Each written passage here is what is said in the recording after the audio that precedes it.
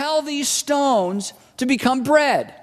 Now, this is a pretty innocent temptation. It's hardly even a temptation. It's like, you're hungry, aren't you? Yes. You're the Son of God, aren't you? Yes. You've got, miraculous power, don't you? Yes. Well, look, hey, just turn the stones into bread. And if he had turned the stones into bread and you even had, lunch with the devil, we wouldn't have thought much about it. We thought, well, that's kind of a curious thing. But at the same time, Jesus, and this is why it's so valuable. I love the Bible. Jesus sees what is going on here. The issue is not, am I hungry and can I meet my need and do I have the power to turn stones into bread? That's not even the issue for him.